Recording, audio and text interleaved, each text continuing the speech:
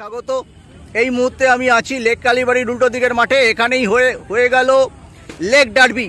Lake youth association Charuchandra place state উদ্যোগে। আজকে অবশ্য মোহনবাগান জিতেছে, কিন্তু আমার সঙ্গে আছেন বিশ্বজিৎ ভট্টাচার্য। আমরা দেখে নেব যে 17 তারিখে ঠিক কী জায়গায় দুই দল আছে। বিশুদা, তুমি কলকাতা লিগে নিয়মিত কোচিং করছো। কিছু ছেলে কলকাতা লিগের কিছু ছেলে দু দলেই খেলছে এবং সিনিয়র টিম বিদেশি এসে গেছে। কোন দল বেশি প্রস্তুত বলে মনে হচ্ছে? এখন যে ডার্বিটা হচ্ছে, যে সিচুয়েশন অ্যাট প্রেজেন্ট, এবার Mohun Bagan club Kolkata league withdraw করেছে ম্যাচ, তার মানে ভেরি সিরিয়াস। এই ম্যাচটায় যদি ওরা হেরে যায় কিংবা কোনো কিছু অঘটন ঘটে, তাহলে ওই টিম ম্যাচটার উপর এফেক্ট করবে। তাই জন্য they are the very much serious.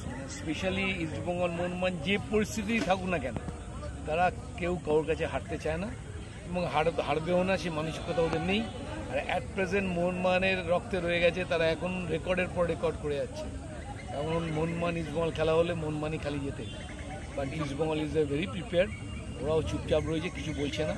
এই ম্যাচ তুল্যমূল্য ম্যাচ, এই ম্যাচে বলা যাবে না। তবে এর আগে যারা বড় বড় কথা বলেছিল যে আমরা কিছু কিছু ক্লাব আছি যারা মোহনবাগান ইস্টবেঙ্গলের সাথে ড্র করে লোকের সামনে ভুলভাল কথাবার্তা বলেছি, তারা একটু রেস্ট্রিক্টেড হবে। কেননা এই টিমগুলোর প্রচুর পয়সা আছে।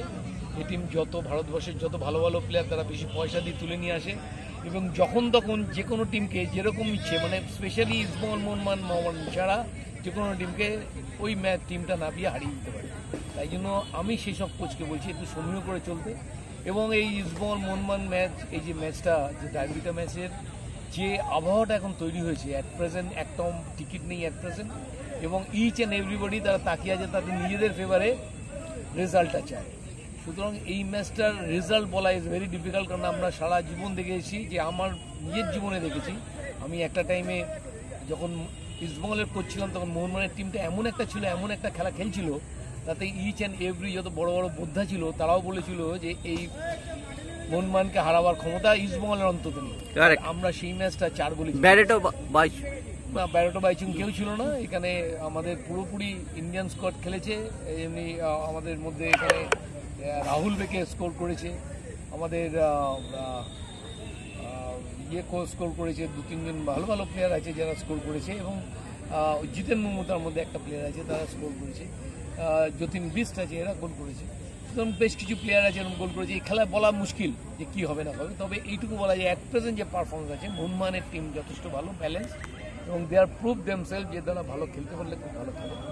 এবং আমার মনে হয় যে এই খেলাটা কিছুটা হলেও মোহনবাগান একটু এগিয়ে রয়েছে, তবে খেলার কথা কিছু বলা যায় না, যে কোনো রেজাল্ট যে কোনো রকম। কিন্তু মিগুয়েল, তারপর প্যালেস্টাইনের রশিদ, এটা তো নির্ভরতা দিচ্ছে। মাঠটা কিন্তু দারুণ ইস্টবেঙ্গলের। অফকোর্স এরা সবে এসে এখন টেস্টেড নয়। এই এনভায়রনমেন্ট, জার্সি, এরা বিরাট জিনিস ক্যারি করে। তারপরে যখন স্পেকটেটার্সরা চিৎকার শুরু করবে, আর তারপরে যখন যদি ঠিক মিসপাস করে, তারপরে সেই ডিমোলাইজেশন যে চিৎকারটা, সেটা অ্যাকসেপ্ট করার মতন ক্ষমতা এদের আছে কি, অ্যাবজর্ব করা অ্যাকসেপ্ট করার ক্ষমতা আছে কিনা, সেইগুলো একটু ভাবার বিষয় আছে। এবং সেগুলো যদি নিয়ে খেলতে পারে, অফকোর্স ভালো খেলার চান্সেস আছে। এবং বিপিন সিং, তুমি কি বলবে? মুম্বাইয়ের জার্সি গায়ে মোহনবাগানকে অনেক সময় অনেক ম্যাচে একদম পুঁতে দিয়েছে, কিন্তু কলকাতা ডার্বি যে চিৎকারটা হবে মাঠে নামার সময়, তাতেই অনেকে নার্ভাস হয়েছে। যে ইস্টবেঙ্গল মোহনবাগান ছেড়ে বাকি যত টিম আছে, তাদের জার্সি ক্যারি করা ইজ নট ম্যাটার, ইজি ওপর ক্যারি করা যায়। বাট ইস্টবেঙ্গল মোহনবাগান যখনই আসবে, মোহামেডান যখনই আসবে, তখন একটা স্পেকটেটারদের চাপ আসবে। অল ওভার ওয়ার্ল্ডে যেসব স্পেকটেটার্স আছে, তাদের একটা প্রেশার আছে। এখন ফেসবুক এসে গেছে, এখন নানা রকম ইনস্টাগ্রাম এসে গেছে, তাদের কমেন্ট শুনে তারা সব নিজেরা এই সম্বন্ধে ইনভলভ হয়ে থাকে। এইসব প্রেশার নিয়ে খেলা ইজ আ ভেরি ডিফিকাল্ট। এটা সকলের সঙ্গে আলোচনা করা যাবে না, এবং ওখানে যে করেছে এখানেও সেটা করতে পারবে কিনা সেটা খুব সময় বলবে। আর তুমি ঠিকই বলেছো, মলিনা প্রচন্ড সিরিয়াস। জয়েন্ট প্রেস কনফারেন্সের যেটা অর্গানাইজ করেছিল ডুরান্ট কমিটি, উনি প্রত্যাখ্যান করেছেন। উনি নিজে এককভাবে প্রেস কনফারেন্স করবেন আগামীকাল প্র্যাকটিসের আগে মোহনবাগান মাঠে।